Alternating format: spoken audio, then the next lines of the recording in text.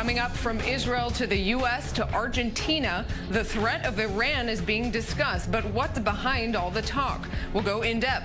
Plus, later, a pro-Palestinian speech in the UK turns into a violent confrontation. The speaker, a controversial member of Israeli parliament. The debate will be right here. That and much more is coming up now on Debrief.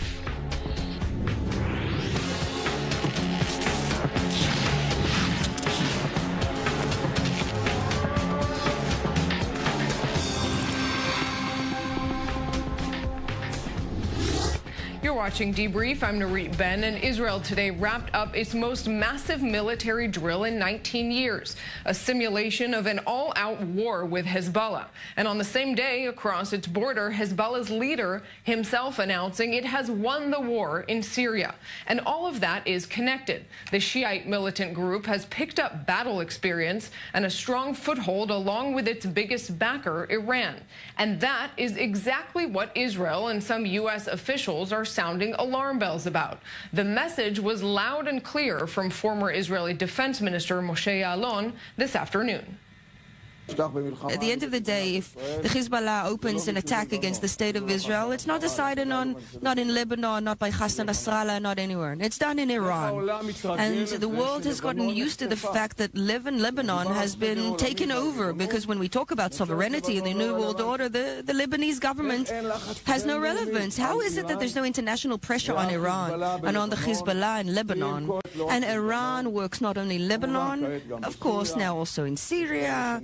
There are those that enjoy it because the militias are fighting ISIS, and ISIS is less an important threat than Iran.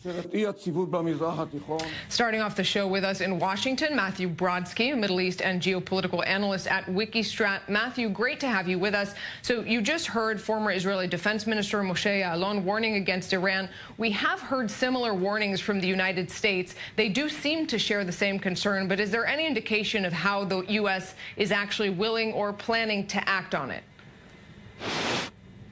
Well, unfortunately, from what I've heard from senior officials and the White House officials in the last week, and they presented their case with a meeting of the principals on Friday to President Trump.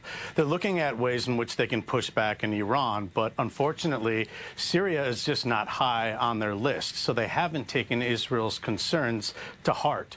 I don't think that the American side sees Hezbollah as being one and the same as Iran, the way Israel does and the way it simply is in reality.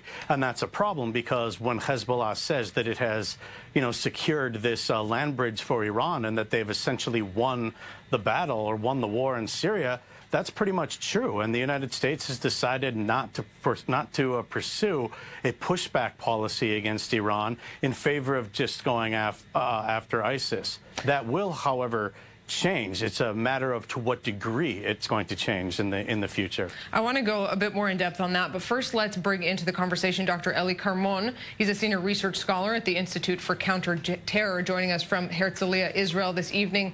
Ely, thanks very much for being with us. So, assuming that Israel is not going to go into Syria and Lebanon to try to drive Iran out, what can Israel actually do to fulfill this promise that we keep hearing of reining in Iran? Good evening. As I heard the other speaker, I consider Hezbollah part and parcel of the Tehran regime. They are not a proxy, much more than a proxy, because Hassan Nasrallah, his first title is not the Secretary General of Hezbollah, but it's personal representative of Ayatollah Khamenei in Lebanon.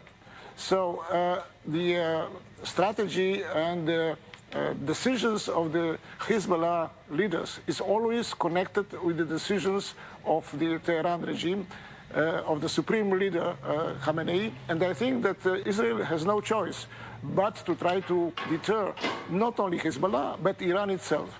And clearly the new front is in Syria, where the Iranians, together with Hezbollah and dozens of other militias, are active for the last 3-4 years. I think that even indeed the last operation of bombing a very special Syrian facility chemical and missile facility is a good sign, if indeed Israel is behind this attack, not only to the Iranians, but especially to the Russians, which are, for the moment, if you want, the protectors of this axis, Syria, of Bashar al-Assad, Iran and Hezbollah. And what is more interesting is that the Russian S-400 advanced missile, anti-missiles batteries did not react. They are very close. So this is a very interesting and very important transition period to see how Israel could deter the Iranians and perhaps with the support of the Trump administration to expel or at least to minimize the Iranian and Hezbollah presence in Syria. Well, in terms of the Trump administration, and this is an important test of the reactions, Matthew, as you alluded to before, there is there are reports now that Trump is weighing a harder line on Iran. We've certainly heard him talk the talk, but at the same time, he says it very clearly, we are focused only on the Islamic State in Syria. So do you think Israel is on its own from here on out in terms of trying to control Iran and Syria and Lebanon, if that's even possible?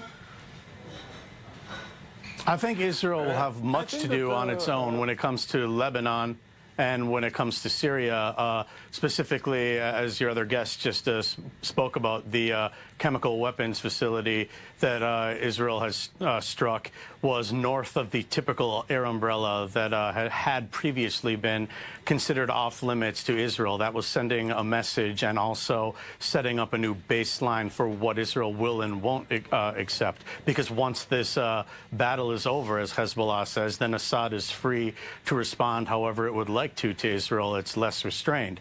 The other side of the American equation, however, has to do with the JCPOA, otherwise known as the Iran deal. So that nuclear, whole deal comes up for a review again on October 15th. And what I would expect the administration to do is to not certify Iran this time, and then to move more aggressively in imposing sanctions, but non-nuclear sanctions. And they have a lot of room to do that. Now, on decertification, the Trump administration will have its work cut out for itself as it tries to push back against a lot of the lies that are currently being told about the deal. For instance, the Review Act that happens every 90 days in Congress has to certify that it's in the United States' interest and that the deal and all of its side agreements are verifiably being stuck to by Iran.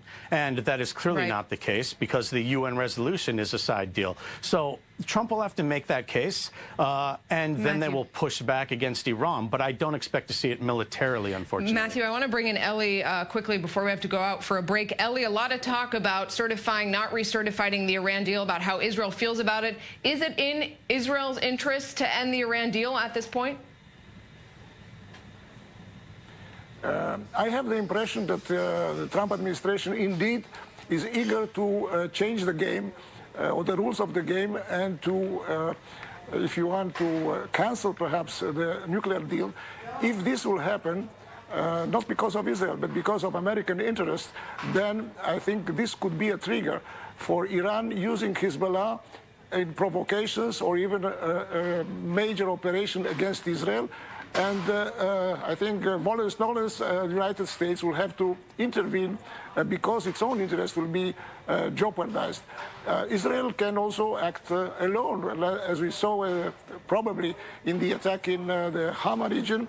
And I think that the signal to the Russians, and if the Russians will not react too harshly, this perhaps means a change also in the Russian position, which is, by the way, very important for the future relations between Israel and the Russians, not only in Syria, but in general. Dr. Ely Karmon, Matthew Brodsky, thank you both very much for weighing in some important implications of decisions that are being made as we speak in Washington and in Jerusalem. We're going to go out for a quick break here on Debrief. Still to come, Israeli Prime Minister Benjamin Netanyahu on day 2 of a historic trip to Argentina.